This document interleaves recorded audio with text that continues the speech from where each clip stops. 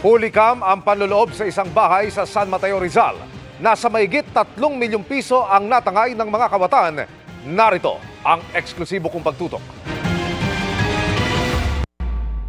Alas 2 na ng madaling araw pero naka-standby pa ang isang ito habang naka-ball cap at face mask sa San Mateo, Rizal. Maya-maya pa, tumakbo ito sa isang bahay at biglang nag-over the bakod. Ang pintuan agad niyang nadistrongka. At nang makapasok ng bahay, isa-isa na niyang hinalugog ang mga gamit sa ground floor.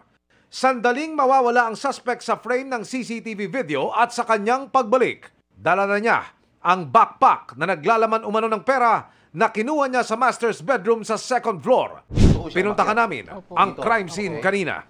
Meron nung ako nakikita CCTV ron. Nung time na yan, hindi po yan umaandar. Wala po siyang SD, kaya walang po SD card. hindi po na-record. Sa master's bedroom. Yung bago, saan mo nakita? Maleta. Dito po siya sa ilalim ng kama. Kuha rin sa CCTV kung paanong naglakad lang patakas ang suspect at pagdating sa labasan. Sumakay na ito ng tricycle, tangay na ang 3.3 million pesos na cash. Yung pinaghanap-buhayan mo, inutang mo lang at yun ni ginagamit mo para sa kagiginhawa ng lahat. Hindi lang naman ako, pati ng mga tauhan. Bigla na lang sa isang saglit mawawala. Galing sa operasyon sa tuhod ng biktima na isang negosyante. Sa ground floor daw sila natutulog ng kanyang asawa nang pasukin sila noon ng suspect. July 5, nangyari ang nakawan pero wala pa ring suspect ang pulisya matapos ang halos isang buwan.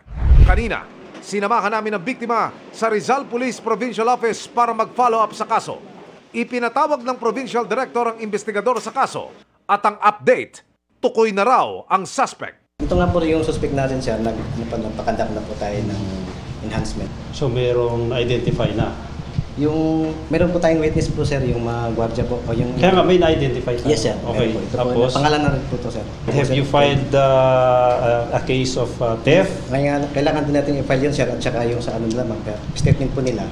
Nangako ang Rizal Police sa biktima, aaksyonan nila ito sa lalong madaling panahon. I will require the Chief of Police to update you. Pupuntahan kayo mismo sa bahay.